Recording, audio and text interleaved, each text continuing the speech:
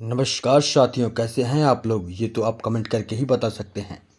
आशा करते हैं आप लोग स्वस्थ होंगे, मस्त होंगे और आपका प्रिपरेशन भी अच्छे से चल रहा होगा। अगर आप डीएलएड फोर्थ सेमेस्टर की तैयारी कर रहे हैं तो ये क्लास आपके लिए बहुत ही इम्पोर्टेंट होने वाली है। हमने स्टार्ट किया है प्रैक्टिस सेशन, जिसमें हम हर दिन एक नया प्रैक्टिस मॉडल पेपर लेकर आते हैं जो आपके एग्ज़ाम में सीधे प्रश्न दिला सकते हैं। इस सीरीज में हम सिर्फ पढ़ेंगे नहीं बल्कि समझते भी हैं, जिससे आपकी तैयारी दोगुने स्पीड से हो। चाहे आपने अभी तक तैयारी शुरू की हो या रिवीजन कर रहे हैं, ये पूरी सीरीज आपको एग्ज़ाम के लिए रेडी कर देगी। तो वीडियो को पूरा देखें और प्रैक्टिस पेपर को नोट करें। और अगर आप सच में डीएलएड पास करना चाहते हैं साथियों, तो चैनल का बेल आइकन दबाना ना भूलें और अपने दोस्तों को भी शेयर करें। तो चलिए बिना देरी किए हुए हम लोग सेशन को स्टार्ट करते हैं। और आज के मॉडल पेपर में हम लेकर आए हैं साथियों डीएलएड फोर्थ सेमेस्टर के पंचम प्रश्न पत्र सामाजिक अध्ययन। जैसा कि साथियों जानते हैं, डीएलएड फोर्थ सेमेस्टर के पंचम प्रश्न पत्र सामाजिक अध्ययन में 15 प्रश्न पत्र वस्तुनिष्ठ से और 15 प्रश्न पत्र अति लघुत्तरी से और वहीं 20 प्रश्न आपके लघुत्तरी से आते हैं। तो चलिए बिना देरी किए हम लोग ये स्टार्ट करते हैं और पहले देखेंगे वस्तुनिष्ठ प्रश्न। कुंवर सिंह किस राज्य के जमींदार थे? बैरकपुर, अवध, बिठूर या जगदीशपुर? तो इसका सही ऑप्शन होगा साथियों जगदीशपुर। नेक्स्ट, नाना साहब दत्तक पुत्र थे। नाना साहब किसके दत्तक पुत्र थे साथियों? बाजीराव के, रानी लक्ष्मीबाई के, तात्या टोपे के, शिवाजी के? तो इसका सही ऑप्शन होगा साथियों बाजीराव के दत्तक पुत्र थे। सत्यशोधक समाज की स्थापना किसने की थी? सत्यशोधक समाज की स्थापना किसने की थी साथियों? राजा राम मोहन राय ने, एनी बेसंट ने, दादा भाई नौरोजी ने या फिर ज्योतिबा फूले ने? तो इसका सही ऑप्शन होगा ज्योतिबा फूले। ज्योतिबा फूले ने सत्यक शोधक समाज की स्थापना की थी। नेक्स्ट, योजना आयोग के स्थान पर नीति आयोग की स्थापना निम्नलिखित में से किस वर्ष में हुई थी? 2014 में, 2015 में, 2016 में, 2017 में? तो इसका सही ऑप्शन होगा साथियों 2015 में योजना आयोग के स्थान पर नीति आयोग की स्थापना हुई थी। नेक्स्ट, जनगणना 2011 के अनुसार उत्तर प्रदेश का सर्वाधिक साक्षरता वाला जिला है। जनगणना 2011 के अनुसार उत्तर प्रदेश का सर्वाधिक साक्षरता वाला जिला कौन सा है? कानपुर, प्रयागराज, गौतम बुद्ध नगर, वाराणसी? साथियों इसका सही आंसर होगा गौतम बुद्ध नगर। नेक्स्ट, चरकूला प्रमुख लोक नृत्य है। चरकूला प्रमुख लोक नृत्य कहाँ का है? बुंदेलखंड, ब्रिजभूमि, अवध, पूर्वांचल? तो इसका सही ऑप्शन होगा ब्रिजभूमि। नेक्स्ट, बंदी जीवन पुस्तक के लेखक थे। बंदी जीवन पुस्तक के लेखक थे भगत सिंह, चंद्रशेखर आजाद, राजगुरु, सचिंद्रनाथ सान्याल? तो इसका सही ऑप्शन होगा सचिंद्रनाथ सान्याल बंदी जीवन पुस्तक के लेखक थे। नेक्स्ट, किसी स्थान पर लंबे समय तक पाए जाने वाली मौसमी दशाओं को कहते हैं? किसी स्थान पर लंबे समय तक पाए जाने वाले मौसमी दशाओं को क्या कहते हैं? मौसम, जलवायु, ऋतु या फिर मानसून? तो इसका सही ऑप्शन होगा मानसून। माउंट एवरेस्ट स्थित है। माउंट एवरेस्ट कहाँ स्थित है साथियों? नेपाल हिमालय, कश्मीर हिमालय, कुमायूं हिमालय या फिर असम हिमालय? तो इसका सही ऑप्शन होगा नेपाल हिमालय। उत्तर प्रदेश का मैनचेस्टर कहा जाता है। उत्तर प्रदेश का मैनचेस्टर किसे कहा जाता है? लुधियाना को, कानपुर को, दिल्ली को, लखनऊ को? तो इसका सही ऑप्शन होगा साथियों कानपुर को। कानपुर को उत्तर प्रदेश का मैनचेस्टर कहा जाता है। नेक्स्ट, रानीगंज कोयला क्षेत्र कहाँ है? रानीगंज कोयला क्षेत्र कहाँ है साथियों? झारखंड, उड़ीसा, पश्चिम बंगाल, छत्तीसगढ़? इसका सही ऑप्शन होगा पश्चिम बंगाल। नेक्स्ट, उत्तर प्रदेश में पुरातत्व विभाग की स्थापना हुई। उत्तर प्रदेश में पुरातत्व विभाग की स्थापना कब हुई थी? 1950 में, 1951, 1952, 1954 में? तो इसका सही ऑप्शन होगा साथियों 1951 में उत्तर प्रदेश में पुरातत्व विभाग की स्थापना हुई थी। देश बंधु कहे जाते हैं। देश बंधु कौन कहे जाते हैं? चित्तरंजन दास, मदन मोहन मालवीय, सुभाष चंद्र बोस, मोतीलाल नेहरू? तो इसका सही ऑप्शन होगा चित्तरंजन दास को देश बंधु कहे जाते हैं। ओबरा ताप विद्युत केंद्र स्थित है। ओबरा ताप विद्युत केंद्र कहाँ स्थित है साथियों? उत्तर प्रदेश, पंजाब, मध्य प्रदेश, दिल्ली? इसका सही ऑप्शन होगा उत्तर प्रदेश। उत्तर प्रदेश में ओबरा ताप विद्युत केंद्र स्थित है। नेक्स्ट, भारत के प्रथम उप प्रधानमंत्री थे बी.आर. अम्बेडकर जी, सरदार वल्लभ भाई पटेल, गोविंद वल्लभ पंत, सी राजगोपालाचारी? तो इसका सही ऑप्शन होगा सरदार वल्लभ भाई पटेल प्रथम उप प्रधानमंत्री थे। अब हम देखेंगे अति लघुत्तरी प्रश्न, जिसमें कि आपको लिखना होता है। तो चलिए, 1857 की क्रांति के 4 कारण बताइए, अथवा 1857 ईस्वी स्वतंत्रता संग्राम के कारण बताइए। उत्तर लिखेंगे पहला, ईसाई धर्म का प्रचार, जातिवाद की उपेक्षा, चर्बी लगे कारतूस का प्रयोग, भेदभाव की नीति, कुटीर उद्योग धंधों का विनाश। ये प्रमुख कारण थे 1857 की क्रांति के। नेक्स्ट क्वेश्चन, ब्रह्म समाज की स्थापना कब और किसने की? ब्रह्म समाज की स्थापना 1828 ईस्वी में राजा राम मोहन राय ने कलकत्ता में की थी। नेक्स्ट, राष्ट्रीय आंदोलन में उदारवादी 4 नेताओं के नाम बताइए। राष्ट्रीय आंदोलन के 4 उदारवादी नेता दादा भाई नौरोजी, फिरोज शाह मेहरा, सुरेंद्रनाथ बनर्जी और गोपाल कृष्ण गोखले थे। नेक्स्ट, साइमन कमीशन ने अपनी रिपोर्ट कब प्रस्तुत की थी? साइमन कमीशन ने अपनी रिपोर्ट मई 1930 में प्रस्तुत की थी।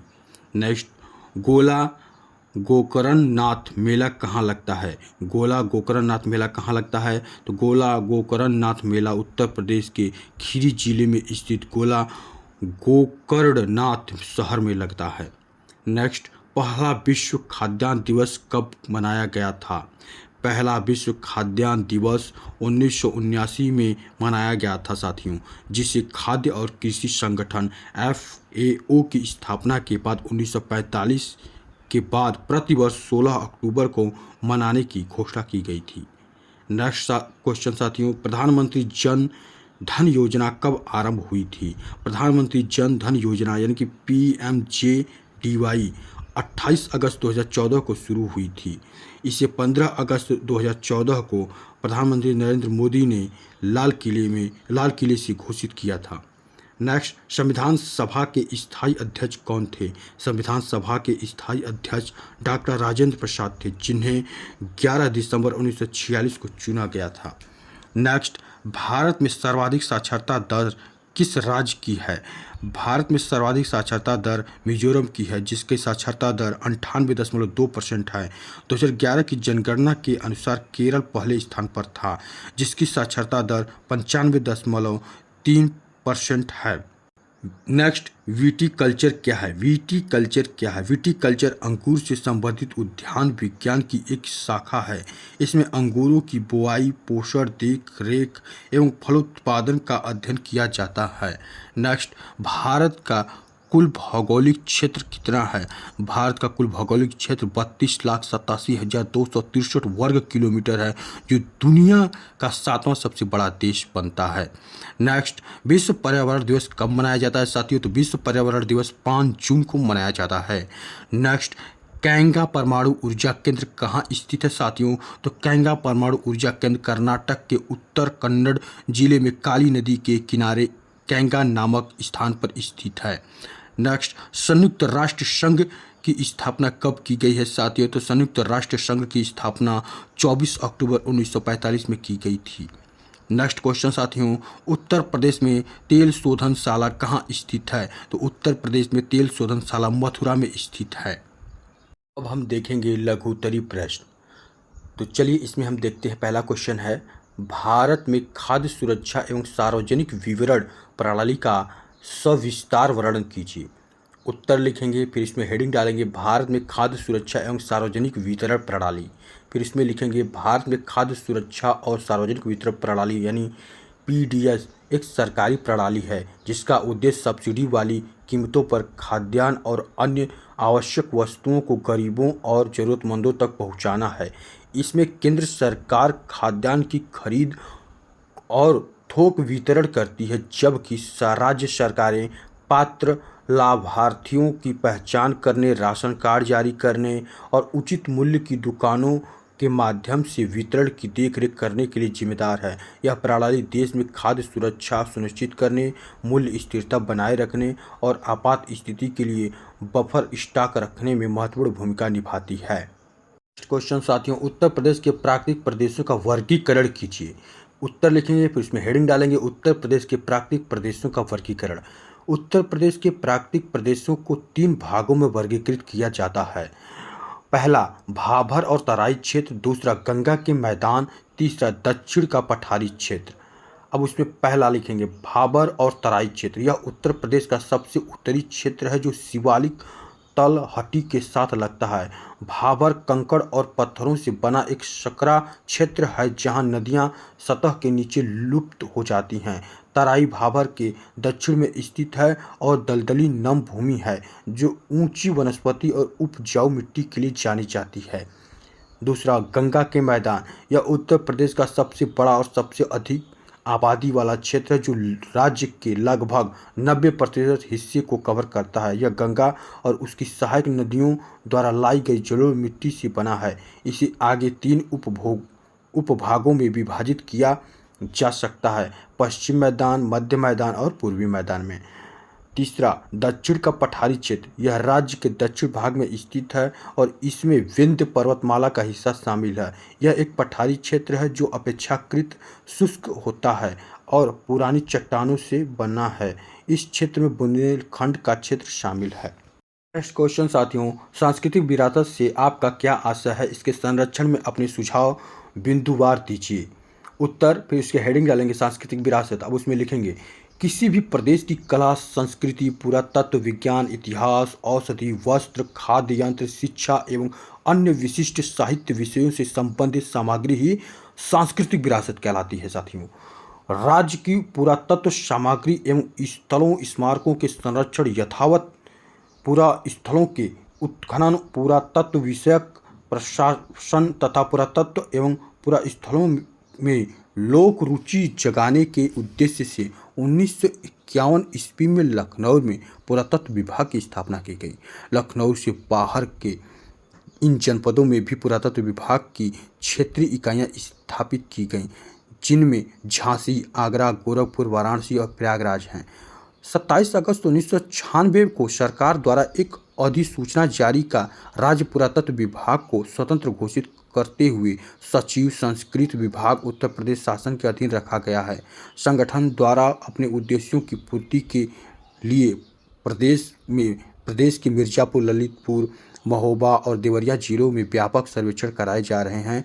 उत्तर प्रदेश इतिहास के अल्पज्ञात पक्षों की जानकारी हेतु संगठन द्वारा मनवाड़ी यानी कि सीतापुर, हुलास खेड़ा यानी लखनऊ, जाजमऊ एवं मूसा नगर कानपुर, सनीचर सुल्तानपुर, राजा नल का टीला, नईडी एवं भगवान मल्हर में पुरातात्विक उत्खनन कराए जा रहे हैं।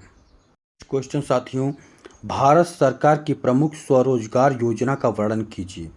उत्तर, अब उसमें हेडिंग डालेंगे भारत सरकार द्वारा चलाई गई स्वरोजगार योजनाएं। अब उसमें लिखेंगे पहला, प्रधानमंत्री रोजगार योजना।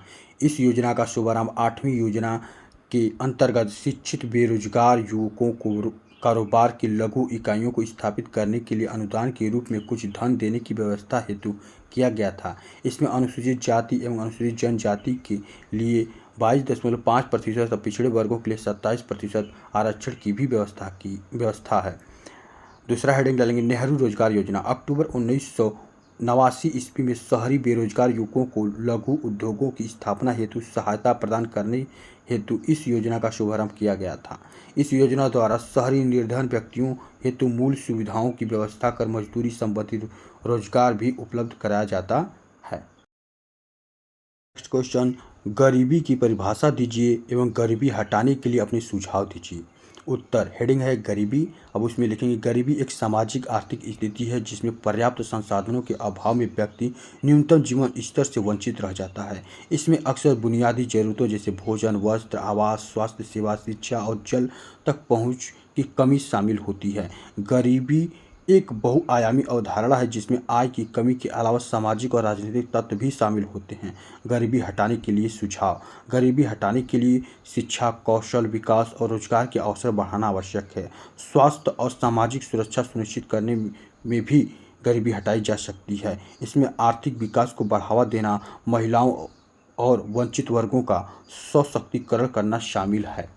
सार्वजनिक वितरण प्रणाली को मजबूत करके भी गरीबी को कम किया जा सकता है। कृषि का आधुनिकीकरण करके भी गरीबी को हटाया जा सकता है। क्वेश्चन साथियों, सन 1857 के विद्रोह के किन्हीं 2 कारणों पर प्रकाश डालिए, अथवा 1857 के स्वतंत्रता संग्राम के कारणों का उल्लेख कीजिए, अथवा 1857 ईस्वी की क्रांति के प्रमुख कारणों का वर्णन कीजिए और इसका क्या प्रभाव पड़ा ये भी लिखिए। तो उत्तर लिखेंगे या फिर हेडिंग डालेंगे 1857 की क्रांति के कारण। तो साथियों, बात करें 1857 की क्रांति के कारणों की, तो इसके 3 प्रमुख कारण हैं: राजनीतिक कारण, धार्मिक कारण और सामाजिक कारण। अब इन तीनों कारणों को हम एक एक करके देखेंगे। पहला हेडिंग डालिए राजनीतिक कारण, उसमें लिखेंगे लॉर्ड डलहौजी की साम्राज्य नीति। राज डलहौजी की साम्राज्यवादी नीति क्या कहती है? 1857 ईस्वी के विद्रोह का प्रमुख कारण लॉर्ड डलहौजी की साम्राज्यवादी नीति थी। उसने गोद निषेध के सिद्धांत के तहत एवं युद्ध द्वारा अनेक राज्यों को बड़े अन्यायपूर्ण ढंग से ब्रिटिश साम्राज्य में मिलाया था। इससे देशी राजाओं में अत्यधिक असंतोष पैदा हो गया और वे अंग्रेजों के विरुद्ध विद्रोह करने के लिए तत्पर हो गए। दूसरा, मुगल सम्राट के प्रति अंग्रेजों का दुर्व्यवहार। तीसरा, ईस्ट इंडिया कंपनी का कुशासन। ईस्ट इंडिया कंपनी के संचालक अंग्रेज थे, इसलिए वे भारतीयों का सम्मान नहीं करते थे। उनके कुशासन के कारण भी 1857 की क्रांति हुई थी। आर्थिक कारणों की बात करें साथियों, तो भारतीय उद्योग धंधों का विनाश। भारतीय उद्योग धंधों के नष्ट होने से लोगों की हालत खराब हो गई थी। कृषकों का शोषण। अंग्रेजों ने किसानों का विभिन्न तरीकों से शोषण करना शुरू कर दिया था। धन का विदेश जाना। अंग्रेजों ने भारतीय धन को विदेशों में भेजना प्रारंभ कर दिया था। धार्मिक कारणों की बात करें साथियों, तो हिंदू और मुस्लिम धर्मों का निरादर। अंग्रेजों ने हिंदू और मुस्लिम दोनों ही धर्मों का निरादर करना शुरू कर दिया। ईसाई धर्मावलंबी को विशेष सुविधाएं। जिन लोगों ने ईसाई धर्म अपना लिया उन्हें अंग्रेजी शिक्षा प्रदान की गई। पाश्चात्य शिक्षा और संस्कृति का प्रसार। पाश्चात्य यानी अंग्रेजी शिक्षा का प्रचार प्रसार किया गया। सामाजिक कारणों की बात करें साथियों, तो भारत के सामाजिक रीति रिवाज में हस्तक्षेप। ब्रिटिश अधिकारियों द्वारा जनता से दुर्व्यवहार किया गया। सैनिक कारण की बात करें साथियों, तो कंपनी की भेदपूर्ण नीति। कंपनी ने भारतीय और अंग्रेज सैनिकों के बीच भेदभावपूर्ण नीति अपनाई। अफगान और किनिया युद्धों का प्रभाव। अफगान और किनिया के युद्धों का प्रभाव भी लोगों पर पड़ा। चर्बी वाले कारतूस का प्रयोग। गाय के चर्बी वाले कारतूस के प्रयोग पर भारतीय सैनिक ने विद्रोह किया था। यही प्रमुख कारण है 1857 की क्रांति के। क्वेश्चन साथियों, प्राकृतिक आपदाओं का संक्षिप्त वर्णन कीजिए। उत्तर, प्राकृतिक आपदाएं। प्राकृतिक आपदाएं प्रकृति द्वारा उत्पन्न विनाशकारी घटनाएं हैं जो कि भारी जन धन की हानि करती हैं। इनमें भूकंप, बाढ़, चक्रवात, ज्वालामुखी विस्फोट, भूस्खलन और सूखा जैसी घटनाएं शामिल है। ये प्राकृतिक घटना पर्यावरण को भी गंभीर नुकसान पहुंचा सकती हैं। मूलतः प्राकृतिक आपदाएं निम्नवत हैं: भूकंप, पृथ्वी की सतह में हलचल के कारण आने वाला कंपन। बाढ़, नदी या भारी बारिश के कारण पानी का जमाव होना। चक्रवात, एक तीव्र तूफान जो गर्म समुद्र से उत्पन्न होता है और तटीय क्षेत्रों को प्रभावित करता है। ज्वालामुखी विस्फोट, पृथ्वी के अंदर से गर्म लावा, राख और गैस का बाहर निकलना। भूस्खलन, भारी बारिश या भूकंप के कारण पहाड़ी ढलानों से मिट्टी और चट्टानों का खिसकना। सूखा, लंबे समय तक बारिश के कारण होने वाली पानी की कमी। हिमस्खलन, पहाड़ों से बर्फ के बड़े बड़े टुकड़े नीचे गिरना। जंगल की आग, जंगलों में लगी भीषण आग भी क्या है? प्राकृतिक आपदाओं के कारण हैं। नेक्स्ट, आर्य समाज की स्थापना का मुख्य उद्देश्य क्या था? आर्य समाज की स्थापना का मुख्य उद्देश्य क्या था? उत्तर लिखेंगे आर्य समाज, और उसमें लिखेंगे आर्य समाज की स्थापना 1857 में स्वामी विवेकानंद सरस्वती ने तत्कालीन पतनोन्मुख भारतीय समाज के उन्नयन हेतु की थी। स्वामी जी शुद्ध वैदिक परंपरा के सह पोषक थे। उन्होंने वेदों की ओर लौटो का नारा लगाया था। वेदों की ओर लौटो का नारा लगाया था। उद्देश्य इसकी क्या है? आर्य समाज की स्थापना का मुख्य उद्देश्य स्वस्थ समाज की स्थापना करना था। समाज में फैली कुरीतियों को दूर करके समाज का उन्नयन करना था। समाज में व्यापक लैंगिक तथा जातीय असमानताओं को दूर करके समाज को सुधार करना इसका उद्देश्य था। क्वेश्चन साथियों, नेहरू रिपोर्ट पर प्रकाश डालिए। उत्तर लिखेंगे नेहरू रिपोर्ट। अब इसमें लिखेंगे नेहरू रिपोर्ट 1928 ईस्वी में भारत के लिए ब्रिटिश सरकार द्वारा दी गई चुनौती के जवाब में तैयार किया गया एक प्रस्तावित संविधान था, जिसकी मांग के तहत भारत को डोमिनियन स्टेट और एक संघीय सरकार की स्थापना की गई थी, जिसे मोतीलाल नेहरू की अध्यक्षता में सर्वदलीय सम्मेलन ने तैयार किया था। और इसमें भारत के लिए मौलिक अधिकारों, महिलाओं के सम्मान अधिकारों और भाषाई आधार पर प्रांतों के पुनर्गठन का भी प्रस्ताव था। मुख्य बिंदु, उद्देश्य क्या थे इसके? ब्रिटिश सरकार की चुनौती को स्वीकार करते हुए भारतीयों के लिए एक संविधान का मसौदा तैयार करना। डोमिनियन स्टेट, भारत को कनाडा या ऑस्ट्रेलिया जैसे अन्य डोमिनियन समाज स्वशासन का दर्जा देने की मांग की गई। संघीय सरकार का प्रस्ताव रखा गया जिसमें केंद्र में अवशिष्ट शक्तियाँ होंगी। फिर मौलिक अधिकार जिसमें महिलाओं के समान अधिकार और सार्वभौमिक वयस्क मताधिकार सहित 19 मौलिक अधिकारों का प्रस्ताव था। सांप्रदायिक प्रतिनिधित्व, संयुक्त निर्वाचन मंडल प्रणाली की सिफारिश की गई जिसमें अल्पसंख्यक क्षेत्रों में मुसलमानों के लिए आरक्षण का प्रावधान था। पृथक निर्वाचन क्षेत्रों को समाप्त कर दिया गया था। नेक्स्ट क्वेश्चन, नागरिक सुरक्षा संगठन में आपका क्या आशय है, समझाइए। उत्तर लिखेंगे, फिर इसमें हेडिंग डालेंगे नागरिक सुरक्षा संगठन। अब इसमें लिखेंगे साथियों, नागरिक सुरक्षा संगठन एक स्वयं सेवी संगठन है जो युद्ध, प्राकृतिक आपदा और अन्य आपातकालीन स्थितियों में नागरिकों की सुरक्षा के लिए काम करता है। इसका मुख्य उद्देश्य जीवन की रक्षा करना, संपत्ति के नुकसान को कम करना और लोगों का मनोबल बनाए रखना। यह संगठन नागरिक सुरक्षा अधिनियम 1968 के तहत काम करता है। नागरिक सुरक्षा संगठन के कार्य क्या है? खतरे की चेतावनी देना, राहत और बचाव का कार्य करना, जनता की सहायता करना, सूचना और मार्गदर्शन देना, आपातकालीन सेवाएं देना, मनोबल बनाए रखना, समन्वय करना। तो कैसा लगा ये सेशन, कमेंट करके हमें ज़रूर बताएं। आप लोगों ने कितना स्कोर किया है ये भी जरूर कमेंट करें, और आपके जो भी डाउट हैं हमें कमेंट करें ताकि हम नेक्स्ट वीडियो में आपके डाउट को क्लियर कर सकें। चैनल को लाइक, सब्सक्राइब और शेयर जरूर करें। तब तक के लिए आपका धन्यवाद। नेक्स्ट वीडियो में मिलते हैं एक नए मॉडल पेपर के साथ। आप सभी को जय हिंद, राधे राधे, जय श्री कृष्णा।